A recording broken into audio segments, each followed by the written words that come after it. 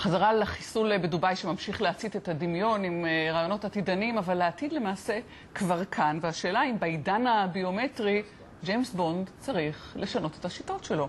משה בדר, סמנכ"ל חברת סיטרו. ערב טוב. לביומטריה. האם ג'יימס בונד צריך לשנות את השיטות? תראי, קודם כל ג'יימס בונד זה סיינס פיקשן, זה מדע בדיוני. אז את התסריטים נשאיר לתסריטאים עצמם, הם יוכלו לדעת והם יוכלו להגיד לנו מה נכון לנו בעתיד. אבל בואי נחזור לענייננו. ענייננו, כמו שהזכרת, הוא דוביי, וענייננו זה הדרכונים שזויפו או לא זויפו, והיו שלנו או לא היו שלנו. וגם כל נושא המאגר הביומטרי. כן, בוודאי. עכשיו, השאלה של מאגר ביומטרי קמה ועולה, יורדת. השאלה, מה אנחנו כוללים במאגר ביומטרי, ולא חובה להשתמש במאגר ביומטרי על מנת להשתמש בדרכונים ביומטרי. דרכון ביומטרי בנושא שלנו היה מונע את אותן תמונות שאנחנו רואים בעיתונות, מאחר וכבר במעבר הגבול, בשלב של ביקורת גבולות, יכולים היו לגלות אם האנשים הם אותם אנשים שאמורים לשאת את אותו דרכון או לא. שוב, יש פה כמה תהליכים. כשישנו דרכון ביומטרי או דרכון אלקטרוני יותר נכון, נעשה קודם כל בעת הסריקה של הדרכון בסקנר, בסורק האלקטרוני, אימות, האם הדרכון הוא אכן אותנטי והאם הצ'יפ שנשתל באותו דרכון אכן שייך לו.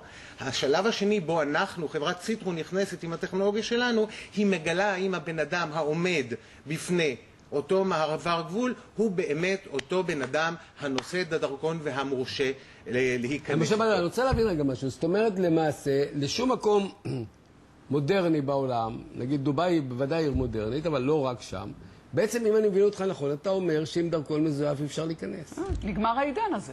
יכול להיות. אני מניח, לא רוצה להגיד, אבל מניח שטכנולוגיות יתפתחו עוד הלאה והלאה והלאה. אבל נכון להיום, מדינות שעוברות לשימוש דרכון ביומטרי, וישנו תקן, התקן הוא של ICAO, של International Civil Aviation Organization, אם הן פועלות לפי אותו תקן ומשתמשות בטכנולוגיה כטכנולוגיה שלנו, אכן אנשים במרב הסיכויים הימנעו מלהשתמש בדרכונים מזויפים. כדי להבין, אמרת קודם, דיברת על צ'יפ אלקטרוני בתוך הדרכון, נכון. שזה לא עניין ביומטרי. לא, הצ'יפ, אותו צ'יפ שנמצא בתוך דרכון, הופך את הדרכון לדרכון אלקטרוני. אלקטרוני, לא ביומטרי. נכון. ביומטרי זה הבן אדם. לא, מה שהצ'יפ נושא נתונים. הנתונים האלה הם הנתונים הביומטריים. מה יש נוסף פה? לנתונים אחרים. היום יש תמונה וישנן טביעות אצבעות. טביעות של שתי אצבעות בדרך כלל. אבל באחרי שהתפוצצה פרשת דוביי נאמר שגם הרשתית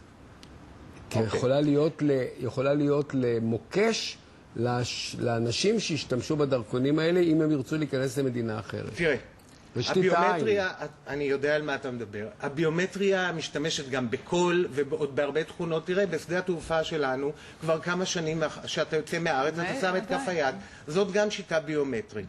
אנחנו משתמשים בתמונה. תמונה נמצאת היום ברישיון הנהיגה שלך, בתעודת הזהות שלך, בפספורט שלך. זהו עניין שהוא קביל מבחינה משפטית. הקשתית או הרשתית לא קבילות עדיין מבחינה משפטית. אבל הן מספיקות לשלטונות כדי לדעת שהאיש לא בסדר, גם אם זה לא עומד בנורמות משפטיות. כן, הם בהחלט כן. אבל תמונה, אתה יכול לשים, באמת להדביק לך שפם זקן ופאה, והתמונה לא תעלום את ה... תראי, המטרה של אותו נושא פספורט היא לעבור את ביקורת הגבולות, היא להיכנס, לא להסתיר. גם אישה עם רעלה לא תעבור. ואז היא תצטלץ להסיר את הרעלה שלה על מנת להזדהות בפני ביקורת הגבולות. אבל לא כל אחד עם זקן יידרש להוריד את הזקן, לגלח את הזקן כדי להיכנס למדינה. על פי הטכנולוגיה שלנו שפיתחנו בסיטרו, שפן, זקן, משקפי ראייה, לא משפיעים על הזיהוי הביומטרי. אבל לעניין הרשתית, כן. כשנכנסים לארצות הברית למשל מביטים אל תוך העינית הזאת, בכל פעם מחדש הם כאילו מצלמים את הרשתית. בארצות הברית לא משתמשים ברשתית. בארצות הברית מצלמים אותך תמונה רגילה באיכות שאין לה שימוש ביומטרי בכלל. זה לא תמונת עין? לא. התמונה היא תמונה רגילה, מצלמה היא מצלמה דיגיטלית, כמו שיש לך בכל מחשב שהוא, והם שומרים אותו במאגר. מה הם עושים? אין לה הרבה... או יפה. תקראי מאמרים שלהם עצמם, התמונות שהם מצלמים היום, הן לא בעלות איכות לשימוש ביומטרי. ישנה מאגר של תמונות שאף אחד לא יודע למה הוא קיים. מה?